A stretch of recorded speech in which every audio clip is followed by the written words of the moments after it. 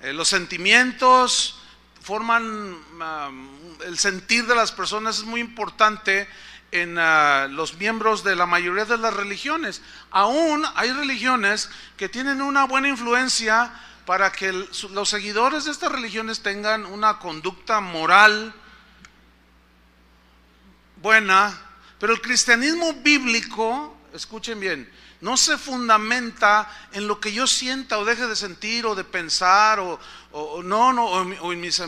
en mis imaginaciones. No, el cristianismo bíblico se fundamenta en verdades sólidas y contundentes que están expresadas en las Escrituras. Sienta yo o no sienta bonito.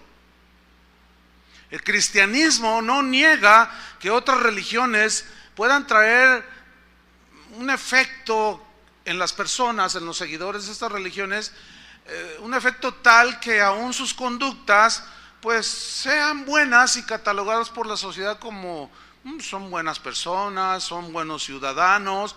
Aún, fíjense, hay religiones que al ser observadas por principios que son universales, los seguidores de estas religiones aún pueden incluso experimentar la prosperidad material. Por ejemplo, los mormones, cuya doctrina es anticristiana, es totalmente antibíblica su doctrina, y sin embargo son muy prosperados económicamente en esta tierra. Ellos son dueños, entre otras grandes empresas, de la Pepsi-Cola, para que siga apoyando.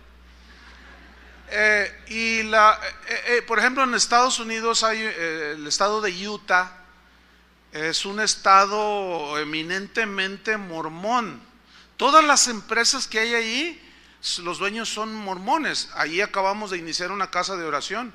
Y yo hablaba con los hermanos con los que se inició, y me comentaban que ellos, cuando eventualmente van a solicitar un empleo, les preguntan: ¿eres mormón? Y si ellos dicen no, no les dan el trabajo. Entonces es muy difícil subsistir los cristianos en un lugar así. Y fíjense, en ese estado de Utah la delincuencia tiene un nivel bajísimo. No hay vicios, no hay antros como en otros lugares. Entonces la gente tiene una vida moral. El problema con esto es que la moralidad no salva de la condenación del infierno. Ese es el problema, ¿sí? Lo que el cristianismo asegura, lo que el cristianismo bíblico asegura, es que no es la moralidad la que te lleva a estar bien con Dios, ni la prosperidad material es evidencia de que estás bien con Dios. El cristianismo bíblico te asegura que el único camino a la paz con Dios es por medio de la fe en Jesucristo. Y una vez que nos entregamos al Señor, Él lava nuestros pecados con su sangre, nosotros seguimos, los cristianos, las enseñanzas de Jesús. Justificados pues por la fe, tenemos ¿qué? Paz para con Dios. Es la única manera, por medio de su Hijo Jesucristo. Ahora bien, en la vida cristiana, los cristianos, pues los sentimientos ahí están. A veces sentimos la presencia de Dios, ¿verdad que sí? Pero a veces no la sentimos, eso es subjetivo. Eso no es un mensaje central en la Biblia, que sintamos o no la presencia de Dios. Si la sentimos, pues qué bueno, y si no la sentimos, no pasa nada. El justo por la fe vivirá. Hay cambios en las vidas de muchos cristianos que son lavados en la sangre de Cristo, pero escúcheme bien. El sentir y el que Dios me dio mucha felicidad en esta tierra, o aún prosperó mi negocio, ese, hermanos, no es el mensaje central del cristianismo bíblico. No. Muchos comparten su testimonio de cómo Jesús cambió sus vidas. Bueno, esto está bien, esto es importante, esto es real. ¿A cuántos ha cambiado el Señor sus vidas? Pero déjeme decirle una cosa. No es el mensaje central ni el objetivo del cristianismo el hecho de decir: ya soy cristiano y ya soy feliz. hay una manera errónea, muy errónea de predicar el evangelio. Si tú te entregas a Cristo vas a ser muy feliz. Eso, mis queridos hermanos, no es un concepto que está en la Biblia. Se los voy a demostrar. ¿Ustedes creen que los primeros cristianos, los mártires que lanzaban al Coliseo Romano, eran felices siendo lanzados? ¿Ustedes creen que ellos dicen, ay, qué feliz soy? No, eso comprueba que el objetivo de la venida de Cristo a este mundo no fue para darnos felicidad terrenal. Ahora, si tú la tienes aquí, eso es subjetivo, disfrútala. Pero si no la tienes, también es subjetivo. Lo importante es el mensaje central del cristianismo bíblico, que Cristo vino a dar su vida para morir por los pecadores, para salvarnos y librarnos de la condenación eterna. ¿Cuántos dicen así es? Ahora, Cristo cambia las vidas, ha librado y cambiado las vidas de muchos. ¿De cuántos ha cambiado sus vidas? ¿Cuántos han sido librados de las drogas, del alcoholismo, de una vida de maldad, de perversión? Sin embargo, estos no son los propósitos principales de la obra de Jesucristo en la cruz, hacernos sentir felices aquí en la tierra. No. El gran propósito pues de la obra de Cristo fue, y de su muerte dolorosa y sangrienta en esa cruz, fue reconciliar a los pecadores con Dios. Si lo demás se da, repito, si tú te sientes feliz, bueno, disfrútalo. Si tú tienes bienestar económico y terrenal, material en esta tierra, bueno, disfrútalo y comparte con el que no tiene. Pero esto es subjetivo, hermanos. Ahora bien, el gran logro del cristianismo bíblico es traernos a una reconciliación con Dios el Padre a través de Jesucristo. Y la gran, digamos, revelación del cristianismo bíblico es que ahora cada ser humano que se arrepiente y lava sus pecados en Cristo puede tener una relación personal con Dios, hablar cara a cara con Dios. Eso es algo maravilloso. No, o sea, yo pensé que todos iban a caer desmayados así. Eso es algo maravilloso, poder abrir los ojos en la mañana. Dije en la mañana, porque algunos en la tarde, ¿verdad? Pero bueno, en la mañana abrir los ojos y decir, Padre, te doy gracias porque tengo vida, gracias por mi esposa, mis hijos, y poder entrar con libertad al trono de la gracia. Eso es algo maravilloso, poder hablar con Dios. La gente que no tiene esta fe, porque no tiene fundamento, dice, ay, si ¿a poco tú hablas con Dios? Dicen. Tú contéstale, sí, yo hablo con Dios y Él me habla. Esta es una gran verdad en las Escrituras. La meta de Cristo, pues, de llegar a la cruz no era para traernos la felicidad terrenal, sino la paz eterna con aquel que nos amó de tal manera que dio a su Hijo unigénito, para que todo aquel que en Él cree no se pierda, mas tenga vida eterna. Entonces el verdadero cristianismo no puede existir sin un fundamento doctrinal claro y contundente. No puede existir.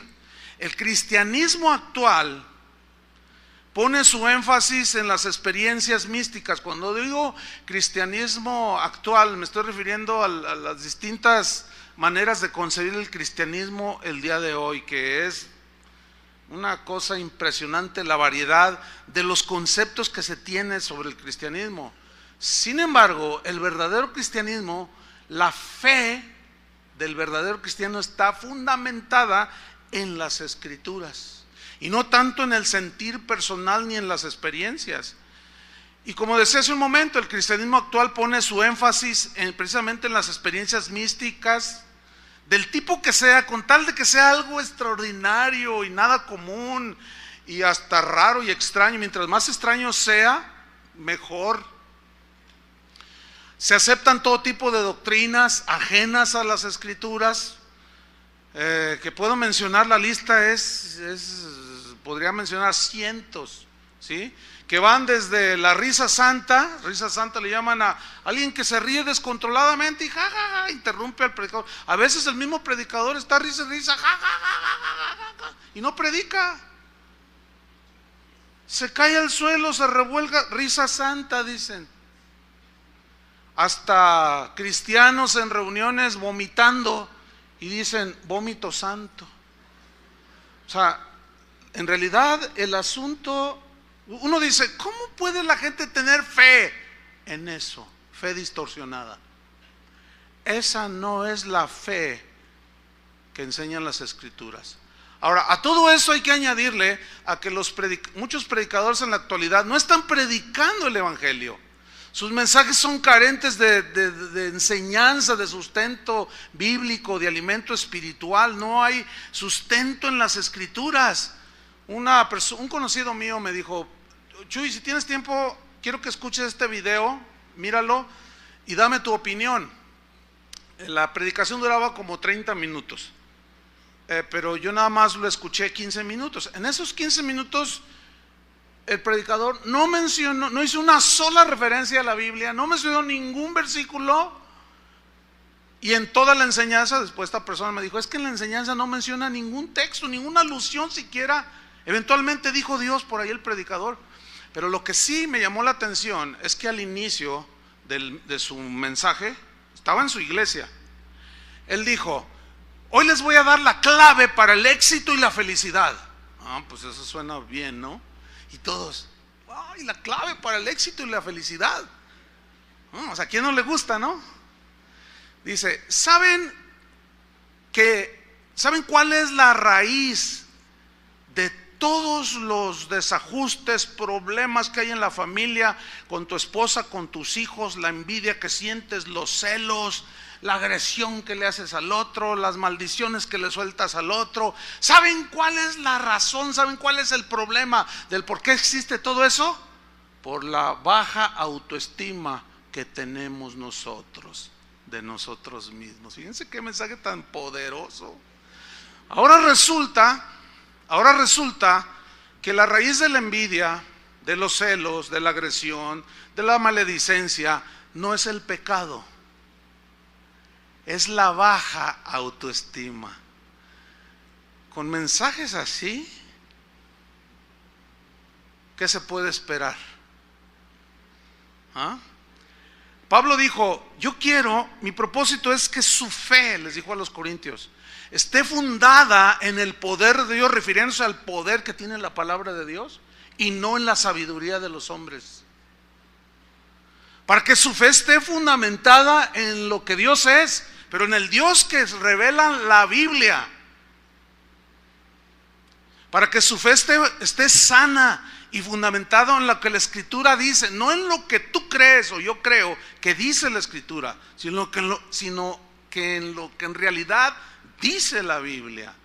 Esa es la fe sana, esa es la fe sólida.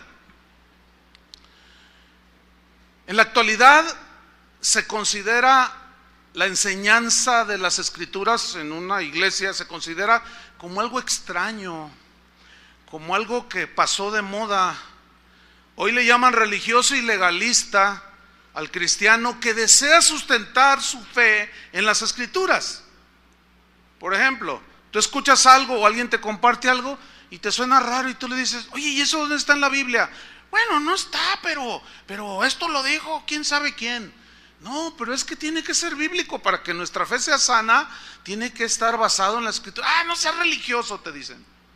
No seas exagerado, te dicen otros. No seas legalista, dicen otros. Entonces hoy resulta que querer ser como los de Berea, que al escuchar un mensaje, como en el mensaje que escucharon de Pablo, iban a las Escrituras para ver si lo que Pablo decía era cierto o no. Ahora resulta que ese espíritu que tenían ellos, esa actitud que la Biblia alaba, que todos deberíamos de tener, ahora es anticuado, es antimoda y es sinónimo de religiosidad y de legalismo. ¿Hasta dónde iremos a parar, hermanos? Ahora, nosotros los cristianos que decimos que fundamentamos nuestra fe en las Escrituras, sabemos que Dios justifica al pecador que acude a Él por medio de la fe. Sabemos eso, ¿no es cierto? Es decir, la fe verdadera está sustentada en el mensaje verdadero del Evangelio. Ahora, esa fe que tiene sustento sólido en las Escrituras es la que nos lleva a la salvación. ¿Por qué? Porque la fe viene, ¿por qué? Por el oír. ¿Por el oír qué? La palabra de Dios. Entonces, si lo que está diciendo el predicador, si lo que está compartiendo el cristiano de lo que cree no tiene fundamento en las Escrituras, va a proyectar una distorsión de la fe y va a desviar del verdadero centro del mensaje de la Biblia. Las Escrituras enseñan claramente que no es la fe la que nos salva, sino el objeto, en este caso la persona de Cristo en quien ponemos la fe. Es decir, oímos el mensaje acerca de Jesús, de alguien, ese alguien es Jesús, y al oírlo, si creemos, la fe no es la que nos salva, sino el objeto de nuestra fe. ¿Sí lo entienden, no? Eso es una verdad. Entonces, si eso que se oye no es un mensaje fundamentado en las Escrituras, no puede haber salvación, ¿entienden? Ese es el gran problema el día de hoy. Mira, cualquier objeto, cualquier cosa en la que la gente ponga su fe, en cualquier persona inclusive en que la gente ponga su fe y su confianza, que no sea en Jesucristo y en su palabra, con toda seguridad los va a llevar a la condenación, los va a llevar a la desviación, los va a llevar a la frustración, porque se van a dar cuenta al paso de los años que los engañaron. ¿Sí? Por ejemplo, mire, abra su Biblia en Marcos 9:23. Ahí hay una historia muy interesante, Marcos 9:23. La historia trata de un hombre que tenía un hijo que estaba posesionado por un demonio. El demonio le provocaba al muchacho que no podía hablar. Ahora, no todos los que están mudos significa que están endemoniados, no. Esa es una distorsión de una creencia, ¿sí? Pero los demonios sí hacen actividad que dañan en ocasiones las funciones del cuerpo, como en este caso. Entonces Jesús le pregunta que qué le pasa al muchacho, y dice, no, es que un demonio, un espíritu viene y lo sacude y echa espumarajos y lo tira en el fuego. Imagínense la tortura de este pobre muchacho. Entonces Jesús le da la esperanza de que si cree, Él lo libera. Y mira lo que le dice en Marcos 9:23. Jesús le dijo, ¿ya lo tiene? Jesús le dijo, si puedes creer, en este caso ser liberado de esta posesión demoníaca. Si puedes creer, dice, al que cree, y creer es fe. Al que cree, ¿qué dice? Todo le es posible. Digan todos, todo le es posible al que cree. ¿Les gusta eso? A mí sí, suena bien, ¿no? Al que cree, todo le es posible. Bueno, si nosotros nos quedamos allí en ese versículo y no leemos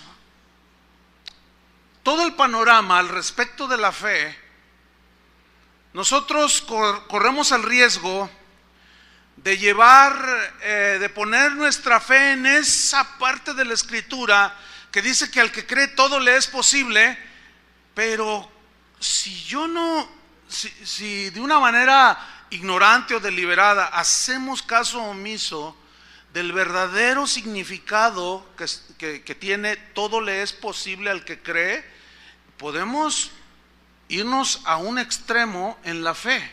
Podemos irnos a una distorsión de la fe, producto de una mala interpretación. Y esta mala interpretación va a distorsionar mi fe.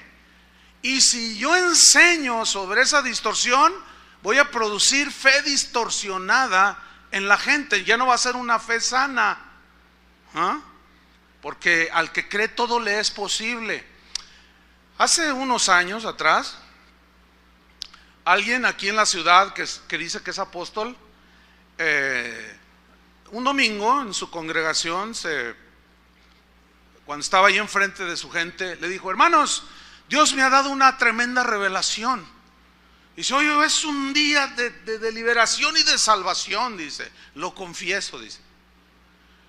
¿Cuántos de ustedes, les pregunto, cuántos de ustedes tienen familiares que murieron sin Cristo? Levanten su mano. No, pues muchos levantaban la mano. No les estoy poniendo un ejemplo. Pongan más atención. Ok. Les dice este apóstol: ¿cuántos de ustedes tienen familiares que murieron sin Cristo y están en el infierno ahora? Levanten su mano. Y entonces empezaron a levantar la mano. ¿Quién tiene? No, mi papá. Mi papá murió sin Cristo, por más que le prediqué, blasfemó y se burló, y era parrandero, era mujeriego, se drogaba, era borracho, se murió y se fue al infierno. Y usted, mi abuelita era bruja, hacía limpias y hacía conjuros y maldecía gente y les cobraba, y no quiso entender el evangelio, no quiso lavar sus pecados en la sangre de Jesús, y se murió y está en el infierno. Pues les tengo buenas noticias, hermanos. Y todos dice: hoy es un día de salvación, porque Dios me reveló que sí, que Dios le había dicho: pídeme. Y Dios me mostró y me dijo: quiero hacer liberación y salvación el domingo. Dile a la gente que si creen y piden por sus muertos que murieron en sus pecados, yo los voy a sacar del infierno. ¿Por qué? ¿Por qué creyó esto? Porque él decía, el apóstol, porque ahí dice que al que cree, todo le es posible. Pregunto, ¿todo es todo aquí? Es evidente que no. Todo se refiere a aquello que tiene sustento en las Escrituras. Está establecido para los hombres que mueran una sola vez y después quedan sujetos al juicio de Dios. Entonces la fe se distorsiona cuando hay malas interpretaciones. Pablo le dijo a Timoteo en 2 Timoteo 2:15, le dijo lo siguiente. Timoteo era un joven pastor que estaba aprendiendo las labores del ministerio, no tenía mucha experiencia, necesitaba el consejo sabio, y el Espíritu Santo mueve en el corazón de Pablo y le escribe esto que quedó en las Escrituras como algo inspirado por Dios. 2 Timoteo 2:15 le dice: Timoteo, le dice, procura con diligencia presentarte ante Dios aprobado. Dice: como obrero que no tiene de qué avergonzarse, que usa bien, ¿qué? La palabra de verdad. Pregunta: ¿ese apóstol usó bien la palabra de verdad? No. Ahora, aquí la palabra usar en el griego es una palabra técnica que usaban los arquitectos de aquellos tiempos. Es una palabra que significa trazar una línea recta. En otras palabras, lo que Pablo le está diciendo a Timoteo es: Timoteo, procura con diligencia presentarte a Dios aprobado como un obrero que no tiene de qué avergonzarse, que traza rectamente la palabra de verdad. Porque si hay trazo verdadero, buena interpretación de lo que realmente la Biblia dice, la fe que la gente ponga en ese mensaje tuyo, Timoteo, esa gente va a tener una fe sana, una fe sustentada. Por eso tienes que usar bien la palabra de verdad. Y le dice en el versículo 16: mas evade profanas y vanas palabrerías, porque conducirán más y más a la impiedad, y su palabra carcomerá como gangrena. O sea, aquí su palabra significa su mensaje distorsionado. Fíjate lo que dice: carcomerá como gangrena. Irá pudriendo la fe de algunos, de los cuales, y luego menciona a dos, de los cuales son Himeneo y Fileto. ¿Qué hicieron estos dos? versículo 18, que se desviaron de la verdad. Que se desviaron de la verdad. ¿Cómo? Diciendo, enseñando que la resurrección ya se efectuó y trastornan la fe de algunos. ¿Qué inventaron? No da mucho, la Biblia no da mucha explicación de qué es lo que enseñaban. Pablo nada más dice, mira, Himeneo y Fileto, esos dos se desviaron de la fe. Ellos empezaron a enseñar tonterías respecto a la resurrección, fábulas, mentiras. Y eso ha producido un trastorno en la fe de los que oyen ese mensaje. Entonces, Timoteo, tienes que ser muy cuidadoso. Por eso le dijo a Tito, tienes que reprenderlos duramente, llamar la atención siempre para que sean sanos en la fe. Porque hay muchos habladores de vanidades y de tonterías que andan engañando. Entonces la gente pone su fe, asume que porque es el pastor ya está diciendo 100% la verdad. Y no siempre es así. Otro ejemplo de distorsión de la fe es una doctrina que se conoce como lo que dices recibes o decláralo por fe. Por ejemplo, los que creen esto llegan a una reunión o se encuentran a un hermano y van así todos acongojados y van así, y de repente se encuentran a alguien o ven a alguien, hola hermano, ¿qué te pasa? ¿Qué tienes? Bueno, es que fíjate que tengo un dolor, pero soy sano por fe. ¿Han oído eso? Y luego están parados ahí en la esquina y pasa un Mercedes-Benz y dice, por fe ese carro es mío. Así dicen. No sé cuántos de ustedes anduvieron en esas cosas distorsionadas. O está una chica por acá y está un chico por acá y pues como que le atrae, ¿no? Entonces dice, por fe. Aquel va a ser mi esposo, dice, por fe. Pero resulta que ya tiene novia, pero tú dices por fe. O sea, como que si yo lo digo y lo creo, pues eso recibo, dicen ellos. Es que la Biblia enseña que yo recibiré lo que diga y lo que yo declare con fe, eso voy a recibir, eso dice la Biblia, dicen ellos. Y te citan un versículo. Vamos a verlo. Marcos 11:23, es el favorito. Es el favorito. Esto ha producido tanto daño, hermanos, tanta fe distorsionada. Pongan mucha atención. Todavía no acabo el mensaje, para que no me vea feo. Marcos 11:23. Dice así. Aquí está hablando Jesús. Y dice, porque de cierto os digo que cualquiera que dijere a este monte, quítate y échate en el mar, y no dudar en su corazón, lea con atención, sino creyere que será hecho lo que dice, lo que diga le será hecho. Pregunta, ¿ese versículo les parece como que suena así como algunos creen? Sí suena, ¿no?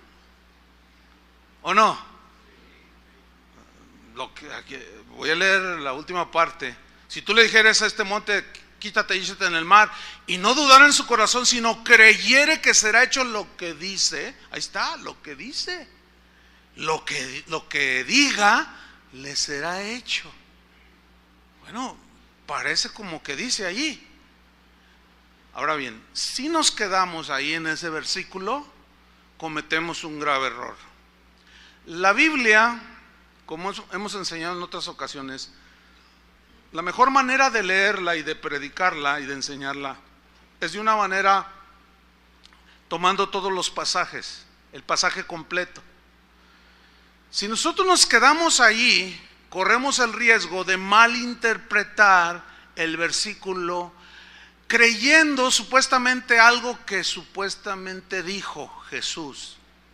Ahora, ¿cómo saber si estoy interpretando lo correcto? Hay varias reglas de interpretación de la Biblia. Una de ellas dice que el versículo a interpretar se debe de tomar el contexto de la palabra o la frase o el versículo que se ha de estudiar. Esto es muy entendible. Estas son reglas de interpretación no solo de la Biblia, de cualquier texto literario. Es más, si usted recibe una carta de su papá que vive en los Estados Unidos o de su hijo que vive en los Estados Unidos, usted no empieza a leer la carta de la mitad, ¿verdad que no? Porque corre el riesgo de entender algo que nunca dijo. Pero si usted lee toda la carta, se le aclara lo que está diciendo su hijo que vive por allá o su familiar. La Biblia es igual, hermanos.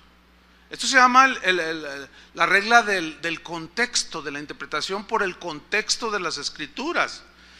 Y el contexto, ¿qué es el contexto? Lo que viene antes del versículo y después del versículo. Vamos a hacer un ejercicio al respecto, para que nosotros podamos ver que viendo el contexto, se nos aclara que la frase lo que dice se refiere a lo que decimos y pedimos en la oración. No se refiere a una declaración arbitraria que yo digo, una declaración de fe. No, eso no es bíblico. Eso ha distorsionado la fe de muchas personas. Vamos a hacer este ejercicio. Vamos a tomar de nuevo Marcos 11:23, ¿ok? Porque de cierto os digo que cualquiera que dijere a este monte, el monte, yo les expliqué en otra enseñanza sobre la fe, era en el contexto judío, era metáfora de las dificultades, de los problemas que enfrentaban la gente de ese tiempo, y era algo metafórico cuando se decía, tengo una montaña enfrente de mí, no sé cómo enfrentar esta montaña. Aquí la lección de Jesús en todo el pasaje es respecto de la fe, porque en los versículos anteriores es cuando Jesús se secó la higuera y Señor, se ha secado la higuera, y Jesús les dice, tened fe en Dios, que eso ya lo compartimos también, ¿se acuerdan? Tened fe en Dios. Y luego de ahí se desarrolla esto. De cierto os digo que cualquiera que dijera a este monte, quítate y échate en el mar, y no dudar en su corazón, sino creyere que será hecho lo que dice, lo que diga le será hecho. Versículo 24. Mire cómo se aclara de manera sencilla, simple, pero bien poderosa. Versículo 24. Por tanto, esa frase parece que no tiene nada, pero ahí estriba el principio para poder entender a qué se refiere, será hecho lo que dice. Por tanto, en consecuencia, dice, os digo que todo lo que pidiereis orando. ¿De qué está hablando? De hacer declaraciones de fe, así como se ha creído, o se refiere a lo que se pide en la oración. Que cuando se pide se tiene que creer sin dudar para poderlo recibir. Se está refiriendo a lo que se pide en la oración. ¿Lo alcanza a ver o no? Es clarísimo. Por tanto os digo que todo lo que pidiereis orando, creed que lo recibiréis y os vendrá. En la una versión parafraseada dice Marcos 11:24, por esto les digo, crean que ya han recibido todo lo que estén pidiendo en oración y lo obtendrán. En la versión Palabra de Dios para Todos dice, se lee así el versículo 24, por eso les digo que cuando pidan algo en sus oraciones, pídanlo convencidos de que lo pueden recibir, lo que lo han recibido, y entonces lo que pidan será suyo. Pero acuérdense que también está otra parte en la Biblia que habla que lo que pedimos, si es conforme a su voluntad, Él nos lo dará. Y allí ya se complementa lo que podemos llamar una fe sana. Una fe distorsionada en una aseveración que la Biblia no enseña, ha distorsionado la fe de muchas personas. Déjeme contarle un caso que viví hace años de esto. Yo tenía unos amigos que tenían 2 hijos, varoncitos, pero ellos querían la niña. Y me dijeron, Chuy, ayúdanos a orar porque vamos por la niña. Pues está bien, pues claro que sí. Ayúdanos a orar porque queremos una niña, queremos otro hijo, pero que sea niña. Está bien. Y yo los dejé de ver por un tiempo. Un día me los encuentro por ahí en un lugar ahí, en un centro comercial. Y la vi a ella con su pancita. Y le dije, hola, no me digas. Sí, me dice. ¿Estás embarazada? Dice, estoy embarazada. Ay, gloria a Dios, pues felicidades. Y pues me gocé con ellos, ¿no? Entonces le digo, ¿y cómo va el bebé? Dice, no es bebé, es una beba. Y dice, y ya tiene nombre, se llama Sarita. Y le digo, ya hicieron un estudio y ya se dieron cuenta que es una niña. Dice, no, pero yo lo declaro. Dice, por fe es una niña y se llama Sarita. Entonces yo dije, andan en este rollo estos hermanos. Entonces yo le dije, oye, mira, pero es que eso de que porque yo lo declaro y lo digo y lo creo y lo confieso, eso anula la soberanía de Dios. Eso anula la voluntad de Dios, porque Dios es el que da la vida. A veces nos concede las peticiones de nuestro corazón, siempre y cuando estén en su voluntad. Pero a veces no nos concede las peticiones del corazón. A veces no nos responde a las oraciones y a los deseos que nosotros tenemos. ¿Están conscientes de eso? Eso es el otro lado de la verdad. Que al no entenderla se distorsiona la fe. Y se asegura que todo lo que tú declares se tiene que hacer, porque lo que dices lo estás diciendo con fe y creyendo, y lo recibo porque ahí dice, Jesús lo dijo, el que diga todo lo que dice creyendo lo recibirá. Y ella es Sarita. Yo seguí tratando de convencerlos de que no estaba, porque esa doctrina agarró mucho auge de 25, 30 años a la fecha, ahorita está metida en 95% de las iglesias, esa distorsión de la fe. No, ellos ya habían agarrado esa distorsión. A alguien estaban escuchando por ahí. Bueno, pasó el tiempo, llegó el momento de dar a luz y me avisaron de que ya había dado a luz. Entonces yo fui al hospital, pues, mis amigos y todo. Por cierto, el hospital es el Tres Colonias, que está aquí abajo, por esta misma cuadra con 8 de julio. Ahí estaban ellos. Entonces yo entro al cuarto y lo primero que veo es a él, así, miren.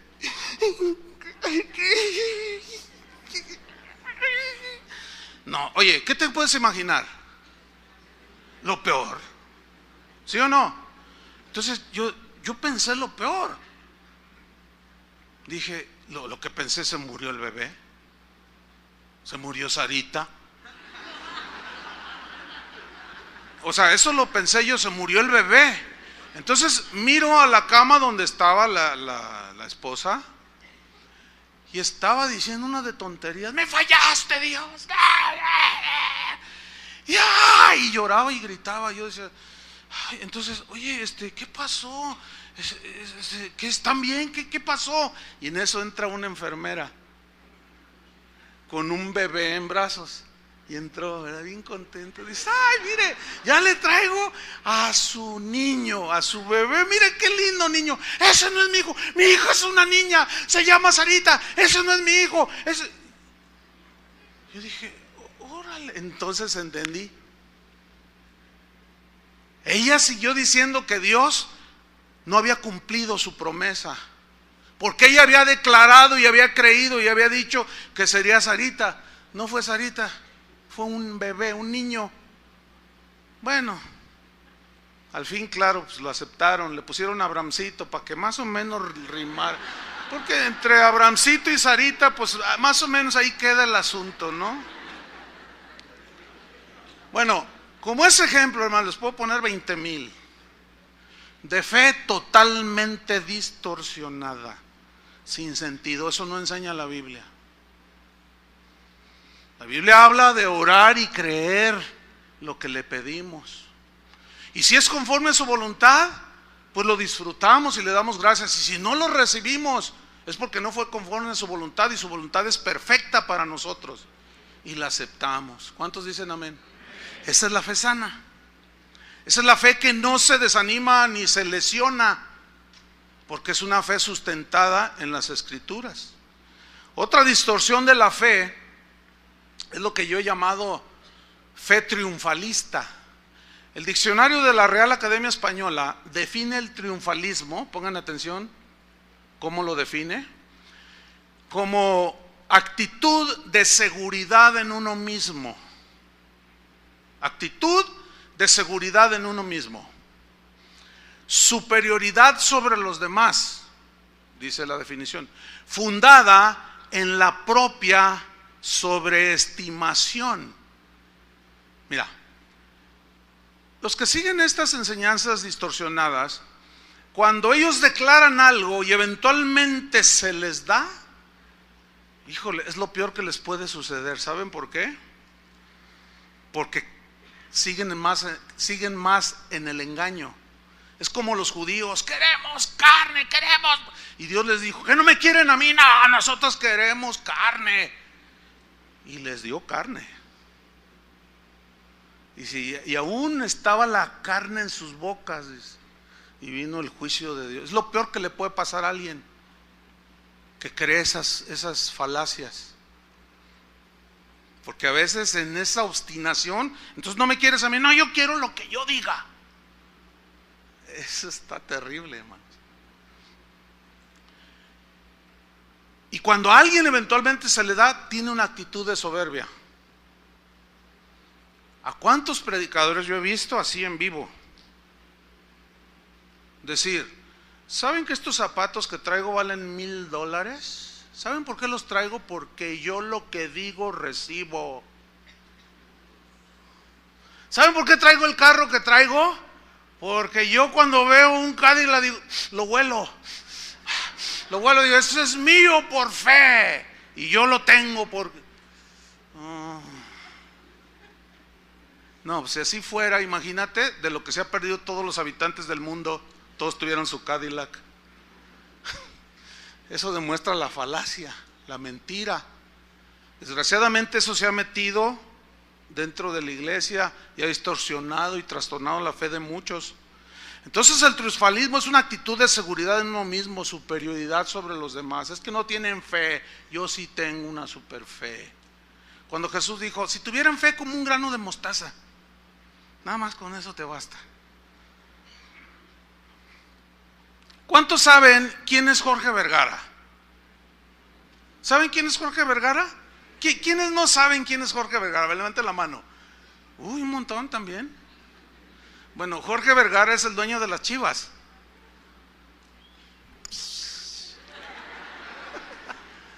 Bueno, Jorge Vergara es un hombre seguidor de la metafísica aristotélica. Es un seguidor de la confesión positiva. Es un hombre que dice que tú debes de pensar positivo y hablar positivo para que tú puedas crear tu propia atmósfera de éxito. Entonces, si tú piensas que te va a salir todo bien, te va a salir todo bien. Si tú hablas positivamente, tienes una actitud mental positiva, todo a tu alrededor va a ser positivo y bueno. Y él es propagador incluso de esa filosofía. Fíjense, los del mundo. Ahora, no faltó el predicador que oyó alguno de estos y dijo: oye, eso está bueno, además checa con la Biblia, lo que dices te será hecho. Y dicen: no, hombre, esto está tremendo. Y luego dicen: el diablo, el mundo nos ha robado lo que nos pertenece. Entonces lo adoptaron y lo metieron a la iglesia. Y ese no. Entonces, ¿qué sucede con este señor? Bueno, este señor, cuando compró a las Chivas, por ahí en el 2003, 2005, no me acuerdo bien, él dijo lo siguiente: dice, las Chivas va a ser en 10 años el mejor equipo del mundo. ¿Por qué se ríen? ¿Dijo o no dijo eso? ¿Dijo o no dijo eso ese señor? Eso es triunfalismo. ¿Entiende? O sea, tenía una fe exagerada. ¿Basada en qué? en su confesión de lo que él decía. Él dijo: mi equipo, las Chivas, va a ser mejor que el Barcelona y que el Real Madrid. Lo que no aclaró es que era el Barcelona, el de la liga de aquí de Talpita, y el Real Madrid de la liga aquí del Cerro del Cuatro. O sea, eso es lo que llamamos un triunfalista. Los políticos son expertos en frases triunfalistas y la gente se las cree. ¿Cuánta gente de ahí, precisamente de estos barrios marginados, tienen 25 años creyéndoles a los políticos que les van a pavimentar? Y no les han pavimentado. Pero les dijeron que si los elegían ellos eran casi los mesías. Y los convencían con frases y promesas que no podían cumplir. Y la gente pone su fe en frases triunfalistas. El mismo señor Vergara dijo en el 2007, cuando Hugo Sánchez, que bueno, sí ha sido el mejor jugador que México ha tenido en el extranjero, hizo historia, lo del César al César, dicen, ¿verdad? Hugo Sánchez tomó el mando de la selección nacional y Vergara sale con sus declaraciones triunfalistas y dijo: ahora sí, con Hugo Sánchez en el timón de la selección nacional seremos campeones del mundo en 2010. Bueno, hubo un montón de gente que dijo amén. Bueno, usted me entiende, ¿no? O sea que, oh sí, no, sí. Y yo recuerdo haber visto en los programas esos deportivos el debate, ¿no? Oye, ¿cómo ves la declaración? Yo creo que sí vamos a ser campeones del mundo. Y estaba uno así, de lengua me como 3 tacos, 10 tacos. Ay, este señor, ¿quién soporta a este hombre? Dice uno de ellos. Y luego otro dice: tú eres bien negativo, por eso nunca vamos a ser campeones. Ahora resulta que para ser campeones tenemos que declararlo, le dice el otro. Ahora imagínate, 20 equipos en el mundial, vamos a poner que son 20, y los 20 declaran que van a ser el campeón.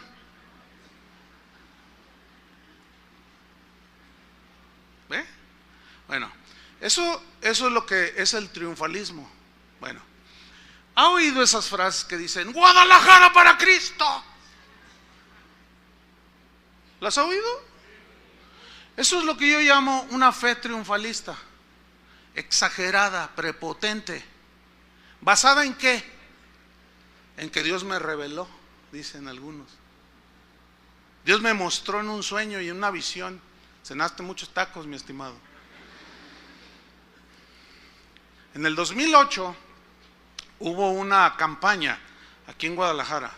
La campaña se conoció como Vive lo Rojo. No sé cuántos de ustedes se acuerdan de esa campaña. Vive lo Rojo. Que había espectaculares por toda la ciudad. Unos espectaculares con fotos de un supuesto Jesús, ¿no? Con iPod, audífonos, en patineta. Y decía: Jesús es chido y cosas de esas. No sé si se acuerdan. Bueno, yo recibí la invitación para apoyar la susodicha campaña. Y cuando se nos están dando los pormenores, yo pregunto: oigan, pero ¿en base a qué o cómo? ¿Cuál es el objetivo? Y sale era una pastora. Dice: es que Dios me reveló, junto con este pastor y este otro, que a diciembre 2008 todo el estado de Jalisco será convertido a Cristo. ¿Cuántos millones de habitantes tiene Jalisco? En ese entonces, 2008, dijeron pues casi 8, 7 y fracción. Bueno, entonces yo les dije: a ver si estoy entendiendo. A diciembre 31 de este año 2008, eso fue como en marzo, a diciembre 31, todos los habitantes de Jalisco estarán convertidos a Cristo. ¡Amén!, dijeron. A ver. Otra vez. A ver si estoy entendiendo. Esto significa que todos los pandilleros de Jalisco al 31 de diciembre se van a convertir. Amén, dijeron. Gloria a Dios, a su nombre, gloria. Órale.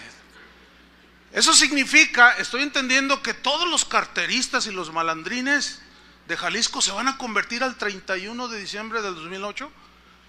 Amén, dijeron. Órale. Todos los homosexuales de Jalisco se van a convertir. Amén, dije. Todos los adúlteros, amén. Los diputados del Congreso, todos. Híjole. Al 31 de diciembre. Entonces yo les dije, eso supone. La junta era seria, no había así como ustedes se ríen. Digo, da risa porque pues da risa, ¿no? Pero no estaba así allí. Yo les dije, entonces estoy entendiendo que aún el 31 de diciembre del 2008, aún el cardenal Sandoval Íñiguez se va a convertir. Y dijeron amén. Lo declaramos, dijeron. Lo establecemos, lo reclamamos y lo confesamos, dijeron. Bueno, ¿y en la iglesia de quién se va a reunir el cardenal Sandoval Íñiguez? Yo les dije, ¿saben una cosa? Esto no es objetivo. Esto no tiene una objetividad en la fe. Porque Jesús mismo dijo: vayan por todo el mundo y prediquen el evangelio a toda criatura. El que creyere y se bautice será salvo. El que no creyere será condenado. ¿Qué significa eso? Que no todos van a creer. El único caso en la Biblia que existe de una ciudad convertida es Nínive. Está en el libro de Jonás. Pero, ¿cómo fue que se convirtieron? Jesús lo dijo. ¿Cómo? Jesús citó Lucas 11:32, no lo busque. Jesús dijo: los hombres de Nínive se levantarán en el juicio contra esta generación y la condenarán, porque a la predicación de Jonás se arrepintieron. ¿A la qué? A la predicación de Jonás se arrepintieron. ¿Cómo viene la fe que nos lleva a la salvación? ¿Por oír qué? La palabra. ¿Sabe qué me dijeron en esa junta? ¿Cómo iba a ser la conversión? Es que Dios le reveló a algunos, dijeron ahí, que los cartelones rojos, el rojo era símbolo de la sangre de Cristo. Todas las sangres son rojas, ¿no? Pero ellos dijeron, a mí me lo dijeron, que los espectaculares estaban a la entrada del aeropuerto, a la salida, en la Minerva, en las salidas allá de Morelia, de Zapotlanejo, hacia el norte, allá a la costa. Estaban los espectaculares a todo lo que daban ahí, de color rojo. Y ellos me dijeron a mí, es que Dios nos reveló que como el rojo es el color de la sangre de Cristo, y cuando vean a Cristo ahí en ese espectacular, el Espíritu nos reveló que cuando la gente viera el color rojo, se iban a arrepentir. Entonces, yo ya no podía, yo dije, ¿hasta dónde? ¿Qué más tengo que escuchar? Entonces ya un poco así, pues así como, no sé, pues entre triste, medio frustrado. ¿Cómo es posible? Son pastores. Yo les dije, o sea que va el Chapo Guzmán manejando, va al aeropuerto a tomar su avioneta privada y ve un cartelón rojo y dice, ay, qué malvado soy. Digo, hermanos, ¿hasta dónde? ¿Hasta dónde? ¿De dónde ustedes sacan tanta cosa? ¿Sabe qué me dijeron? Chuy, tú no eres un hombre de fe. Así me dijeron. Pero ¿sabe qué? Lo más así, se va a morir de la risa. ¿En qué terminó aquella plática? Bueno, yo salí. Yo les dije, bueno, ok, yo no puedo participar en algo que estoy viendo a todas luces que no es. Bueno, dice, prepárate, me dice uno de ellos. Prepárate porque tú vas a tener una iglesia mínimo de 200,000 personas, ¿no? Y aunque tú no las hayas ganado, no sé qué, te las vamos a mandar porque todos se van a convertir. Ah, está bien. Yo dije, pues ni en el estadio caben 200,000, yo no sé dónde las voy a meter. Entonces yo les dije, bueno, ok, les dije, nos vemos el 31 de diciembre del 2008 de este año. Bueno, hace casi 6 años de eso, 5 años. ¿Qué pasó? ¿Ah? El cardenal sigue dando lata, aunque ya no es el cardenal. Sigue ahí dando cosas. Cada vez hay más homosexuales y más descarados. Cada vez hay más violencia, más narcotráfico, más perversión, más maldad. ¿Qué pasó? Bueno, ¿sabe qué dijeron después de que vieron que nada de nada? Dijeron, Chuy es el culpable. Yo le dije que se iba a reír. Es que es increíble que yo había boicoteado la campaña. Ahora resulta que soy Zeus. Ahora resulta que soy más poderoso que Dios, porque si Dios les dio la revelación y el Espíritu les habló, entonces ahora resulta que yo soy más poderoso que el Espíritu. Por favor, miren, me da una tristeza, créamelo, y aunque no me lo crea, pero yo sigo orando por esos pastores. Sigo orando, sigo pidiéndole a Dios que tenga misericordia, que algo haga. Ahora, pregúnteme usted o imagínese qué es toda esa gente que está bajo esos liderazgos. Bueno, todas esas congregaciones se han dividido no una vez, quién sabe cuántas veces. Entra gente, se va gente, entra gente, se va gente. ¿Todo por qué? Por una fe triunfalista, ¿entienden? Por declaraciones basadas en no sé qué cosas, con objetivos totalmente que agreden las escrituras, nada que ver. ¿Y qué me dicen de la fe idealista? Así le llamo yo la fe idealista. Bueno, ¿qué es el idealismo?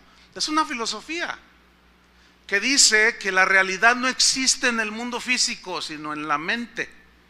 Entonces, como mi mente, por ejemplo, yo ha oído todas esas declaraciones, por ejemplo, ¿se acuerda de John Lennon, aquel ex Beatle que murió asesinado por uno de sus fans, precisamente, que compuso una canción que se llamó Imagina?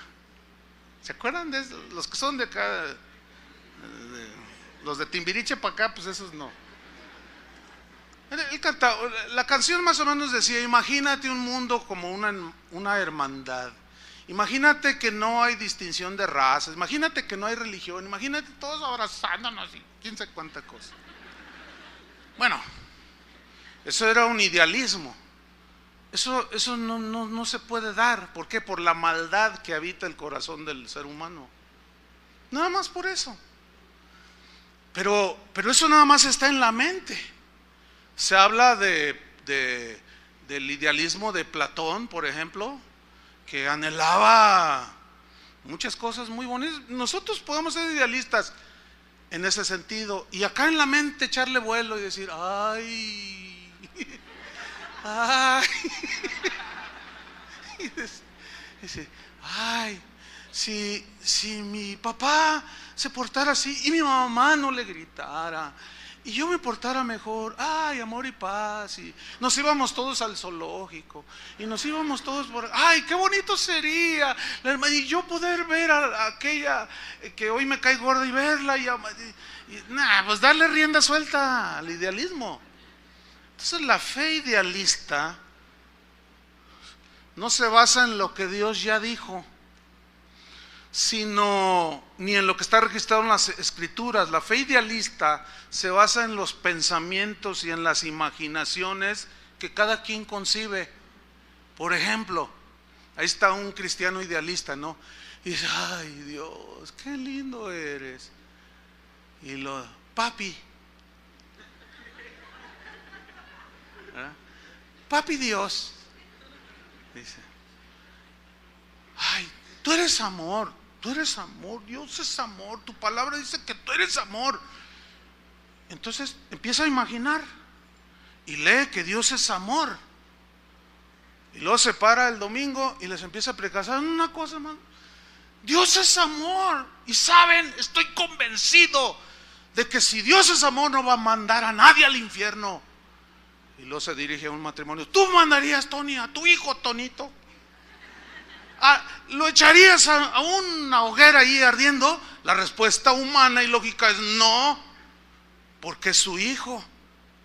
Dice, así tampoco Dios no mandará a ninguno de sus hijos al infierno. Es cierto, a sus hijos no los va a mandar, sino los que no son sus hijos. A esos sí los va a mandar al infierno. Eso es lo que dice la Biblia, ¿o no? Bueno, mi mente idealista y cristiana, bueno, Dios me cambió el corazón y me lo hizo bueno. Pero esa bondad tiene que estar basada en lo que la Biblia dice, ¿eh? Yo no puedo ser más bueno que Dios, ni pretender ser más justo que Dios. Entonces empiezo a predicar que el infierno no existe, que es una invención para asustar a la gente y que deje las prácticas malas y que no sé qué y que bla bla bla. Y ahí la gente ya empieza y dice, ay, por eso me gusta venir a esta iglesia, porque aquí se habla del amor del Señor. Y a mí no me gustan de esas iglesias donde hablan del juicio y que el diablo se los va a tragar y que no, a mí no me gusta eso, la condenación. Cristo no vino a condenar sino a salvar a los que creyeren. Entonces la gente empieza a desarrollar una fe idealista, que no está basada en la Biblia. Y así puedo ponerles un montón de ejemplos.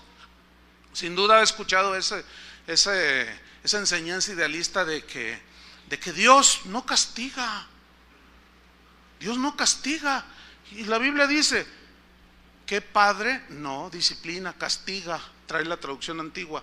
¿Qué padre no castiga a su hijo para corregirlo? ¿Cuánto más vuestro Padre castiga a sus hijos?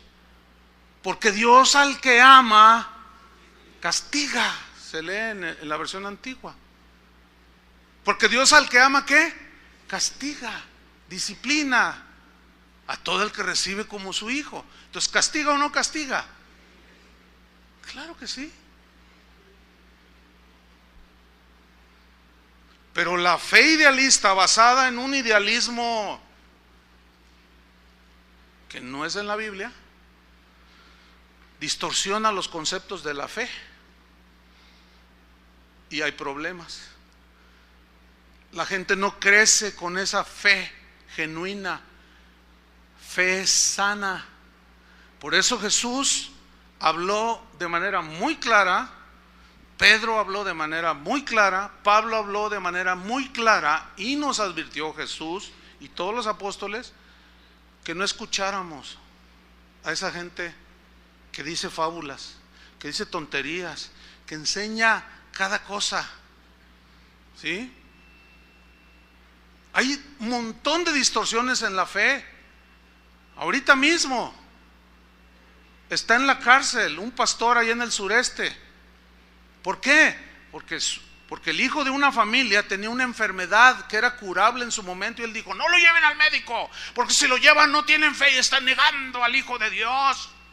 Declaren por fe su sanidad. Y por más que yo declaro, se murió el niño.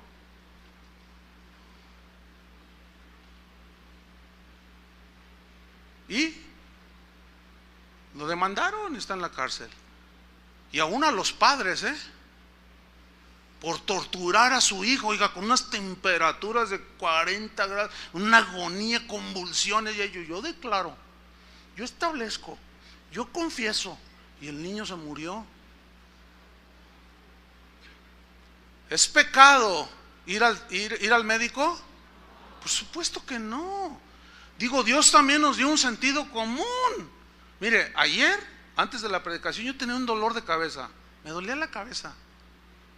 Generalmente no me duele, pero me dolía la cabeza. Entonces yo me sentía mal, hasta débil, ¿no? Y dije, Señor, tú puedes sanarme. Y venía a la congregación, desde mi casa me empezó a doler y nada. Y antes de empezar, Señor, y nada, no, pues que me tomo unas aspirinas. Dios nos ofendió, ¿o sí? Pablo le dio remedios A Timoteo porque padecía del estómago, le dio un remedio casero. Pablo era un hombre de fe. ¿Y por qué le dio un remedio casero? Eso no es negar la fe, hermanos, eso es usar el sentido común que Dios puso también en nosotros para sabernos conducirnos aquí en la vida. Si yo quiero construir una casa y necesito un diseño, no voy con un carnicero, ¿verdad que no? Oiga, usted me va a hacer mi casa. No, pues a mí tráigame una vaca y verá que yo se la destazo bien para que haga su asadito. Pero una casa, no, yo declaro por fe que tú me la vas a hacer. Oiga, qué raro suena eso, ¿no?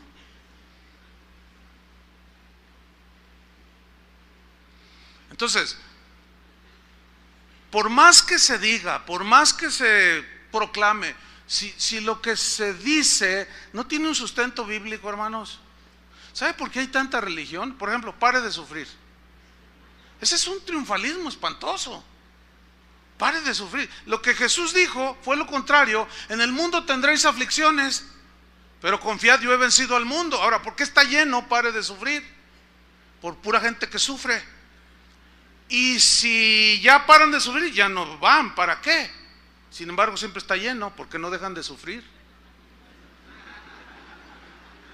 Ahí está el engaño. Miren, nada más es que razonemos un poquito, hermano. No, de verdad no es complicado. No es complicado. Los complicados somos nosotros que basamos y decimos un montón de cosas y de tonterías. Y la fe se trastorna, hermanos. Y la fe se diluye y la fe crece chueca. Hay gente que está negando hoy, predicadores que están negando que el infierno existe. Pues si el infierno no existe, entonces Jesús es un mentiroso. ¿Qué dijo? Generación perversa, ¿cómo escaparéis de la condenación del infierno? Él lo dijo, ¿sí o no? Entonces, hay un infierno que es literal, aunque muchos digan que no, y eso ha trastornado la fe de muchos. En Judas, para terminar, Judas 1, es un solo capítulo. Judas 1, versículo 3. Allí Judas dice algo muy importante. En la versión Reina Valera dice amados. En Judas 3 dice, en la versión que generalmente usamos, dice amados.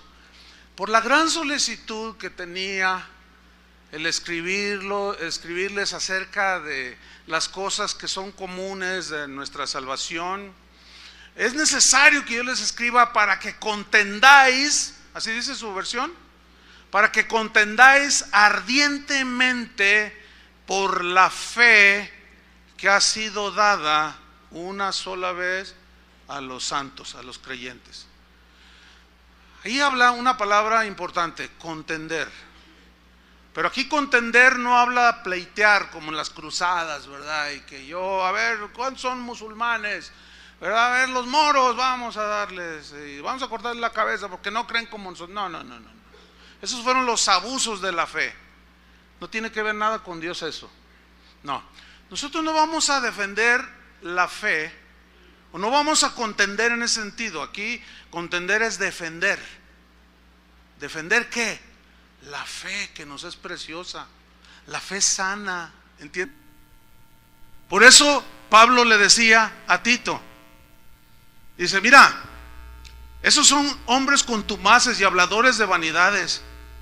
Uno de sus mismos poetas, profetas dijo, los cretenses siempre mentirosos, glotones. Este dicho es verdadero, así son. Y estos andan metiendo cosas raras dentro de la iglesia. Reprende a los hermanos para que sean sanos en la fe. Es como cuando tú constantemente estás reprendiendo a tu hijo, ya no comas papas. O a lo mejor se agarra usted comiendo con él. Defender la fe. ¿Cuál fe? Las verdades del evangelio, lo que está sustentado en las escrituras. Esa es la encomienda para nosotros. Pablo, cuando estaba a punto de irse a la presencia del Señor, dijo: he terminado la carrera, he guardado la fe. He guardado la fe. Significa las verdades. Ahí fe son las verdades fundamentales del cristianismo. Y el mismo Pablo dio la advertencia a Timoteo. Le dijo: Timoteo, vendrán tiempos peligrosos, porque habrá hombres amadores de sí mismos, vanagloriosos, soberbios, blasfemos, etcétera, que tendrán apariencia de piedad, pero negarán la eficacia de ello. A ellos evítalos, dice. Dice, porque el Espíritu dice claramente que en los postreros tiempos algunos apostatarán de la fe. ¿Qué es apostatar de la fe?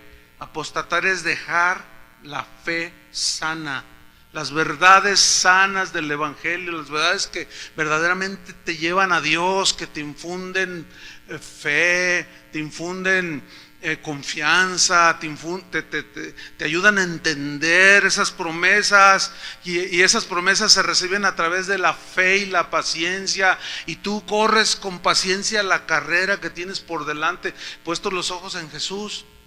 Bueno, esa fe es la que la Biblia nos enseña que debemos de defender. Pues nosotros no nos cansaremos una y otra vez de enseñarles, de animarles, de alentarles, de reprenderlos duramente a veces, para que sean sanos en la fe. Porque esa sanidad de tu fe tiene que ver mucho con el mensaje que escuchas. ¿Qué es lo que cuando te encuentres con la montaña y no sepas cómo enfrentarla, tú vas a orar? Y es cuando el Señor te va a dar la palabra rema que hablamos en una ocasión. Entonces tú oras en base a eso y tú lo crees. Señor, dame sabiduría, no sé cómo enfrentar este problema. Señor, tu palabra dice que si yo pido con fe y me da sabiduría sin reproche, Señor, yo creo que tú me vas a dar. Señor, dame una solución a esto, no sé qué hacer. Como oró Salomón: tu pueblo es grande, yo soy joven, no sé qué hacer. Y a ti recurro en oración. Nunca fue en declaraciones prepotentes. Siempre fue en un pedir, y ese pedir creyendo que lo iban a recibir. Y Dios le dijo a Salomón: por cuanto no me pediste riquezas, sino sabiduría, te doy sabiduría y además te añado riquezas. Esa es la fe que nosotros debemos de seguir, hermanos.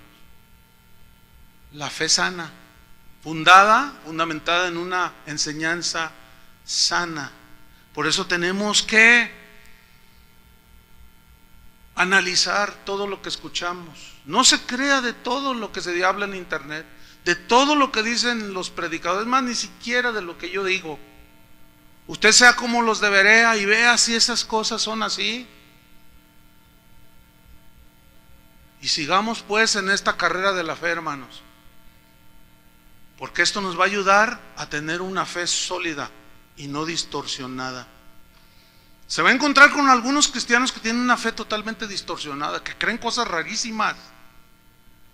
Yo me acuerdo en los años 80s, 70s, 80s, yo escuchaba a predicadores decir: hermano, si usted viene del catolicismo, eso del agua bendita, no, ¿cómo el agua no tiene ningún poder para nada?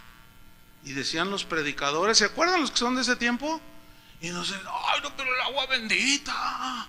Y luchábamos porque prevaleciera el agua bendita, aunque seguíamos siendo cristianos. Como aquel hermano cuando lo bautizamos, que lo tomo y yo te bautizo en el nombre del Padre, el Hijo y del Espíritu Santo. Y le espérame, pastor. ¿Te acuerdas, Chuy? Ya nomás le hicimos todo. Todavía traíamos un montón de cosas. Bueno, yo escuchaba esas predicaciones y nos querían quitar la fe supersticiosa. Y ahora es común en los púlpitos. Hasta hay un video en Tuyú